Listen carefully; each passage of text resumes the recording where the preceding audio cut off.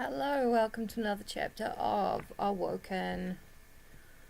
I already tried to record this one, but I had a bad cold and just sniffled through it, so I've read part of this.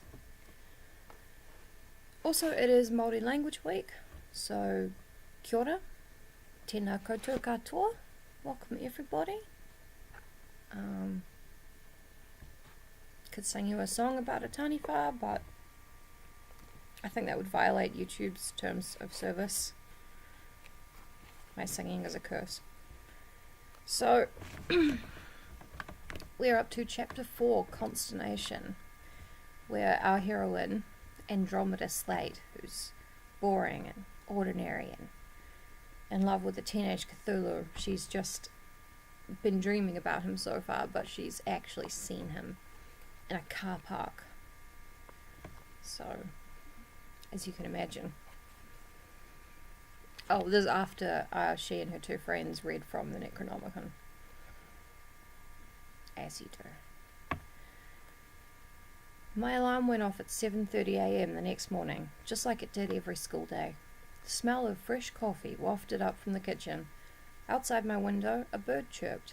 It seemed that the world would keep on turning, indifferent to my personal crisis. It was all in my head, I decided, staring up at my bedroom ceiling. I'd just seen a guy who happened to resemble the one from my dream. Nothing strange about that. After all, there must have been hundreds of tall, handsome guys with black hair and green eyes in the world. There should always be more. Think of a number and then more than that. I sat up in bed. I could see myself in the mirror over my dresser, and the sight made me wince even more than usual.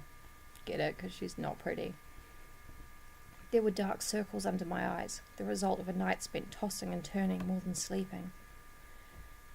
Your mind is playing tricks on you, I told my reflection sternly. Just forget about it and get on with your day. As usual, I didn't waste much time picking out clothes after my shower, because she's like super not vain. I opened my closet and, after only a moment's deliberation, pulled out a green cashmere sweater, emerald green, like a certain pair of eyes. I shook my head. Focus, Andy. I put on the sweater along with dark blue jeans and my favourite boots, parentheses, brown suede with little brass buckles on the sides, end parentheses. Brushed my hair and went down to the kitchen for breakfast. What I love about this is it's like point horror books and like Fear Street and stuff, where they would give you details about what the girls were wearing, and it's always just this ridiculous 90s fashion, which is actually cool again now, so I guess it's cyclical.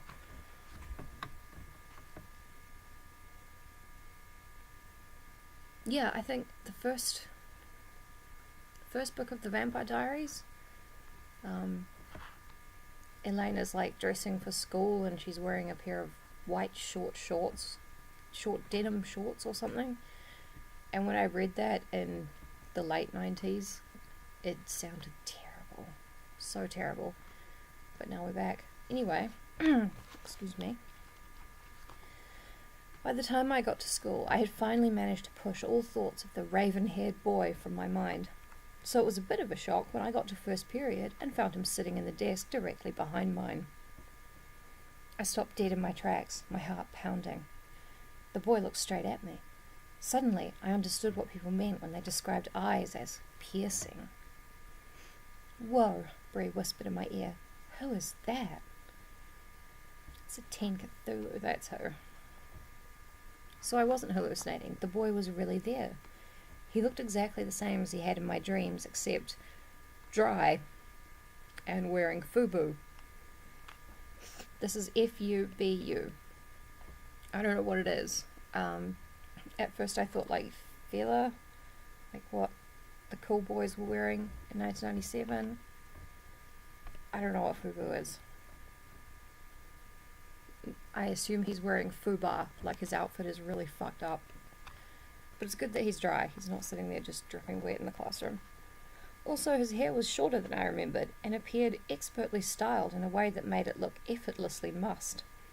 The fluorescent lights of the classroom brought out the almost blue highlights in its black waves. Waves like the ocean. But where had he come from? What was he doing in my class? And who was he? That part's in italics. I got no answers that day. Mrs. Phillips didn't even acknowledge the presence of the new student, nor did he introduce himself. The exact same thing happened when I got to French class, and bio, and history, and PE. Bree and I weren't the only ones to notice him. Over the next couple of days, I heard a dozen variations on the same conversation. Have you seen the new transfer student? The tall guy, really pale, with black hair. Yeah, he is so wicked hot. Did you catch his name? No. Any idea where he's from? No, but I heard he's a European model. No way. His parents are diplomats and totally loaded. They must be. Everyone was curious. No one's actually getting to the truth of this, which is that he's a Cthulhu, conjured up by his love for a teenage girl.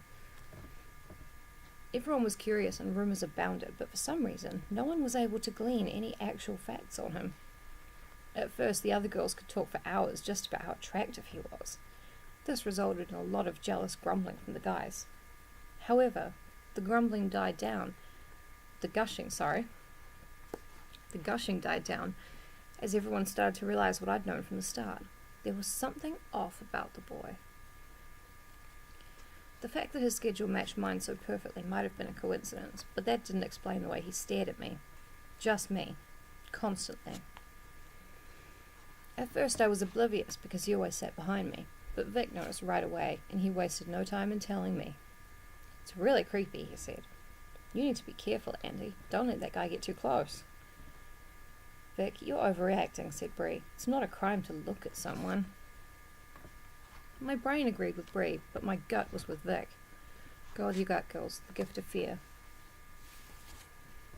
There was definitely something unsettling about the boy. And maybe it was just my imagination, but from then on, I swear I could feel his piercing eyes always on me. Oh, piercing twice. It's good writing. I began to empathize with animals in the zoo. Now we've got a few like tildes and stars, which is really great and doesn't make this book look like a bunch of printed out fanfiction at all. Riley Bay. Bree said the name as though it were the answer to a riddle she'd been puzzling over for days. As it turned out, it was. It's not a riddle so much as a question, but this is Andromeda, so we'll give her a pass. I looked up from my cafeteria lunch, parentheses, veggie pizza, a bright green apple, and chocolate milk, in parentheses, in confusion. See, Andy's a good girl, so she doesn't think she's pretty, she doesn't use makeup, she doesn't waste a lot of time on her clothes, and when she eats, she does it for sustenance. She's not interested in junk food. Good girls don't eat. Bree is a dumb fucking slut, and she loves junk food, so this is all right there in the text. Like, Andy hates her best friend for some reason. Huh? Riley Bay, Bree repeated, plopping onto the bench opposite mine. Across from me, sorry. That's your not-so-secret admirer's name. My heart skipped a beat, but I tried to play it cool. I rolled my eyes. He's not my admirer, secret or otherwise. Have you seen the way he glares at me? He's clearly the exact opposite of an admirer. I wouldn't say he glares at you. He just stares at you. That could be good or bad. She smiled slyly. Maybe he's just captivated by your beauty. Meow, Bree. I like it. I rolled my eyes again. I seriously doubt that. No, seriously, she continued. I think he might like you, Andy. He may be weird, but he's still a teenage boy. Maybe he's just shy. I honestly hadn't considered that possibility, nor did I give it much thought now. It was hard to imagine any guy noticing me in that way, but a guy that gorgeous? No way. You must be at least a little curious about him, Bree prodded. After all, it's not every day a girl gets her very own stalker. Just what I always wanted, I said sarcastically. The truth was, Bree was more right than she knew. For 2 nights in a row I'd lain awake, wondering about this mystery boy. But who could blame me? I wasn't used to getting attention from boys, except for Vic, and he didn't count. Meow Andy. For that matter, I wasn't used to getting this kind of attention, silent but intense, from anyone. So he had a name, Riley Bay. Yeah, Bay as in like what you get around the ocean, and Riley like Rillier, I guess. It sucks. That didn't seem right to me. I was expecting something a little more exotic, like Balthazar or Demetrius or Fabio. How could such an unusual person have such an ordinary name? In my head, I went over the facts I knew about Riley Bay. He was new in town, so new that no one seemed to know anything about him. He was in every single one of my classes. He was extremely, ridiculously good looking.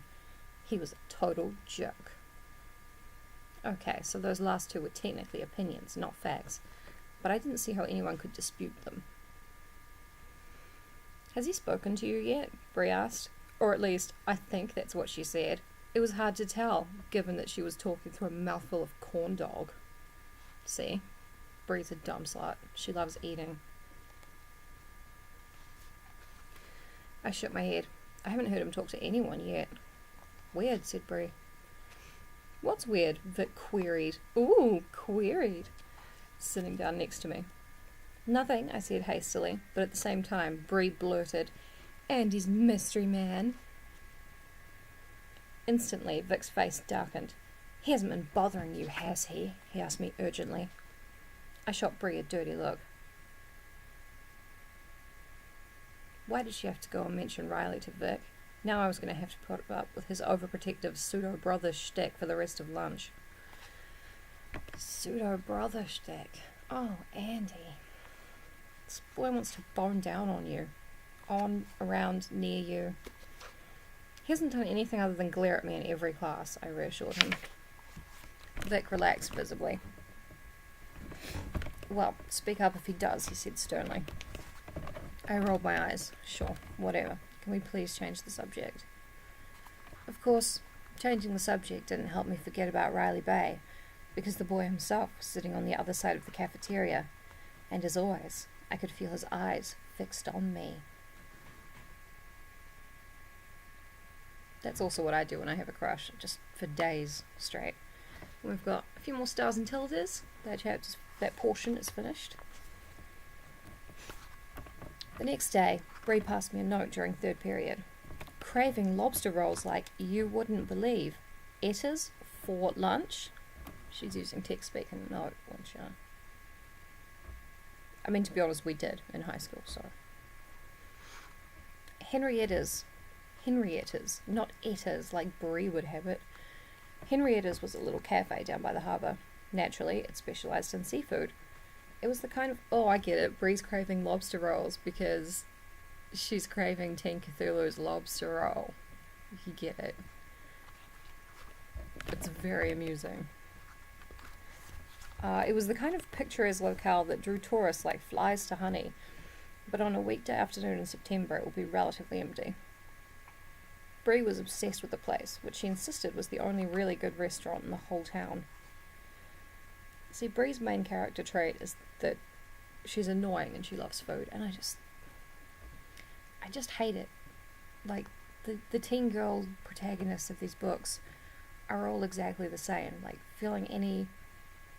taking any kind of pleasure in the physical world is wrong. Like, they don't care what they look like, they don't care about perfume, they don't seem to enjoy anything, even music. They like reading, but they only like reading the classics, which somehow makes them wise beyond their years and whatever. They do not understand what they're reading, guaranteed, and sometimes this is kind of explicit in the text. Oh, and they don't like sex until they meet, the vampire or whatever. And I mean, all that stuff is fine. Like, it's all fine. Even being boring is fine. But to have that be what a good girl is, as opposed to, like, Bree, who likes to gossip and laugh and eat and flirt with boys and Even her hair is kind of out of control, and she's got a rounded figure and everything. And she's the crappy one. Like, a boy would never fall in love with her. She would never have, the perfect vampire or Cthulhu love. It's just shitty, and it's been in teenage fiction since before I was a teen. So, 300 years. Anyway, I'm sorry. Very sorry. Back to it. I frowned, and not just at Bree's text speak. So she's a judgmental bitch like I am. Only seniors were allowed to leave campus for lunch. Underclassmen sneaked out all the time, but knowing my luck, we'd be the first students in history to actually get caught and punished.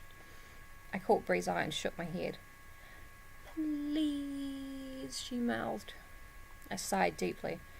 Well, I was getting pretty sick of cafeteria food. I passed the note on to Vic, who nodded enthusiastically.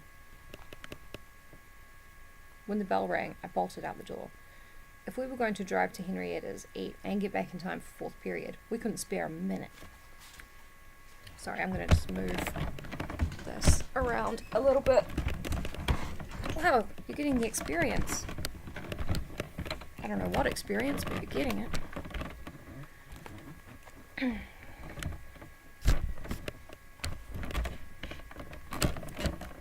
I don't have a table set up, and I don't have any lights or whatever, so I'm doing my best. I was halfway down the hall before I realised Vic and Bree weren't following me. I retraced my steps and found Bree hovering outside the biology classroom. "What's the hold-up?" I asked. "Vic is talking to Ms. Epistola," she said. If you don't remember Ms. Epistola, she's the substitute teacher for marine biology, which is not a class we had at my high school.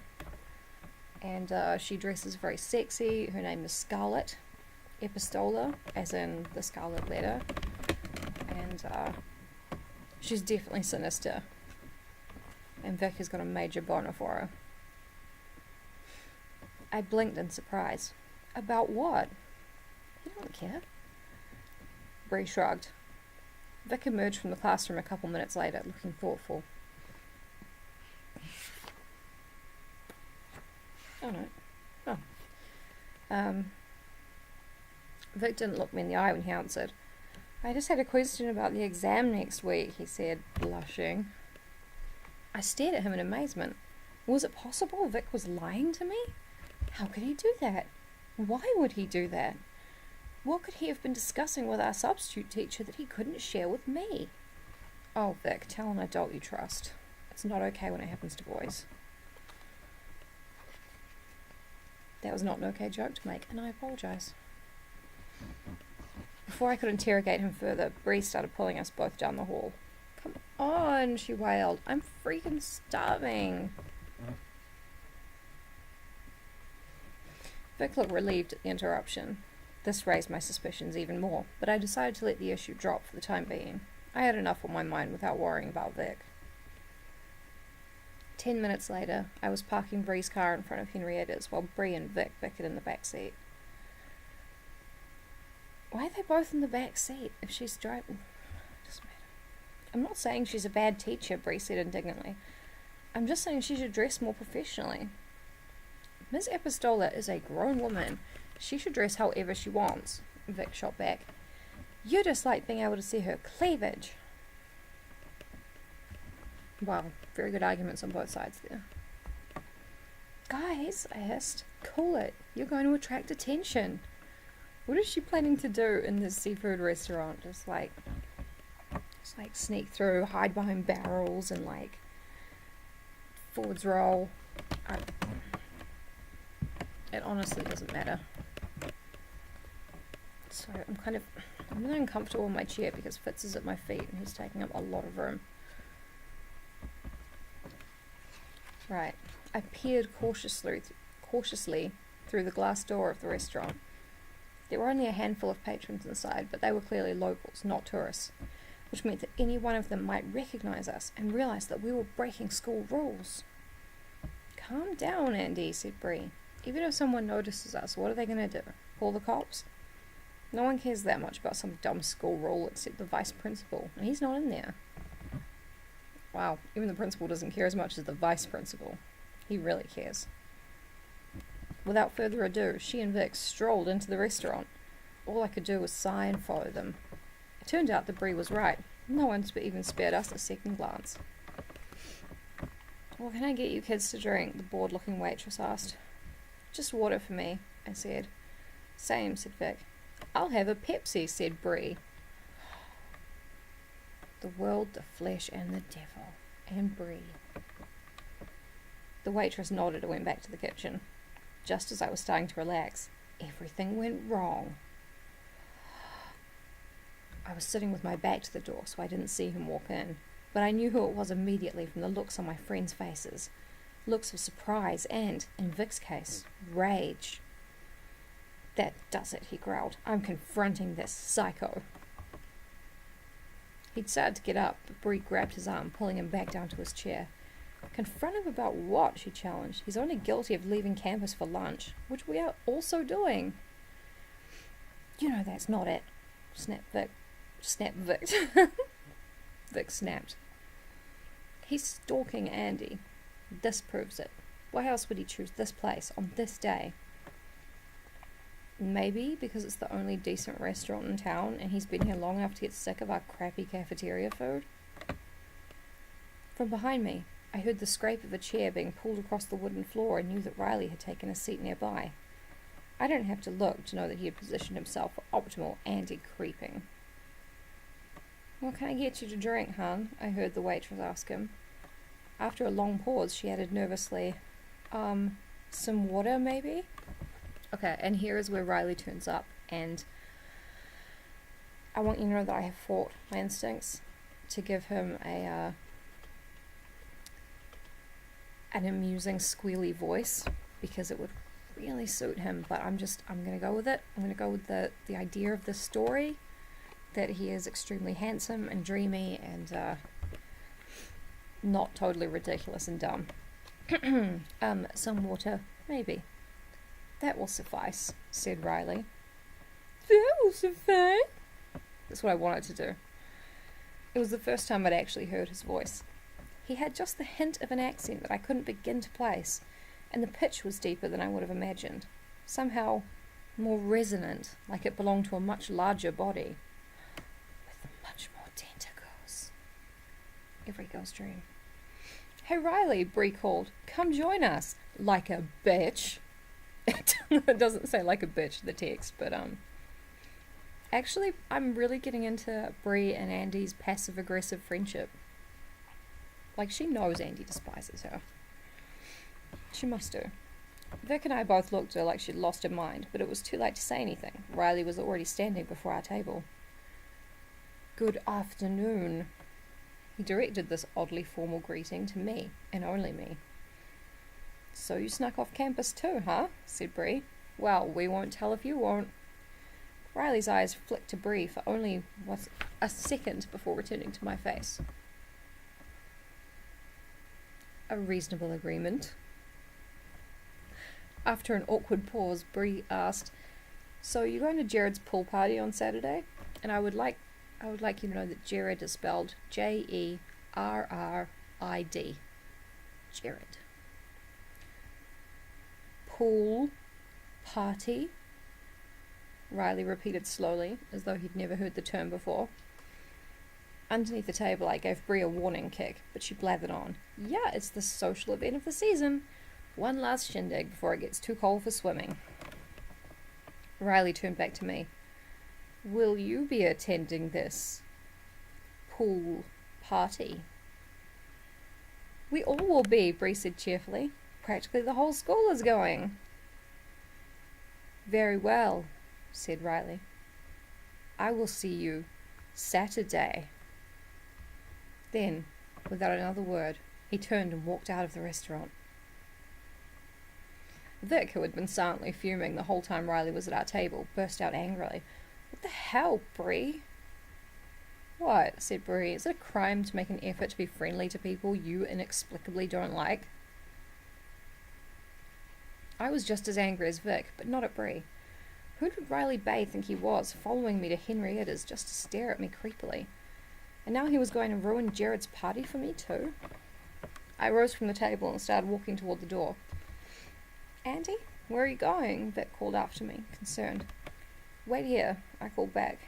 I caught up with Riley in the parking lot. Oh, this is great. What the heck is your problem? I demanded angrily. What's your heckin' problem? 12 out of 10 would bang. Slowly, he turned to face me. I beg your pardon? The words flowed from my mouth in a furious torrent. You come here out of the blue acting like you own the place. Suddenly you're in all of my classes and you're constantly staring at me like I'm some kind of sideshow freak. Now you're following me around outside of school too, just to stare at me some more? I repeat, what is your problem? Riley's mouth fell open. It was the first time I'd seen him look anything but 100% composed. You insolent wench, he hissed. You dare to question me? I was so shocked by the venom in his voice that the strangeness of his vocabulary almost didn't register. Insolent wench, I repeated incredulously. Who the heck? I was cut off mid-sentence by a tremendous crash of lightning. I turned just in time to see a bolt of lightning hit the water in the harbour less than 100 yards away. It was really weird, considering there wasn't a cloud in the sky. That is a bit weird. Even weirder, when I turned back, Riley was gone. I don't mean that he was running away or driving off. I mean that he had vanished without a trace. I was alone in the parking lot. I didn't know how he pulled that trick, any more than I knew where he'd come from or why he hated me so much. Only one thing was certain. I now had an enemy, whether I wanted one or not. And that concludes Chapter 4, Consternation. And they all have headings like this. We've done crashing, colourless, clairvoyance, convocation, consternation. The next chapter is called Contradictions, and I guarantee half these words Sarah Allinson had no idea about before she picked up a dictionary looking for words that started with C to describe her chapters. I can only come up with one, so... Oh, meow me. Alright, that's the end of that video. I may do another chapter today once I sort out my sitting situation with Fitz. I don't want to wake him up. He's being so sweet. But anyway, if I don't come back, happy Māori Language Week. Te wiki o te reo Māori. Haere rā, I guess.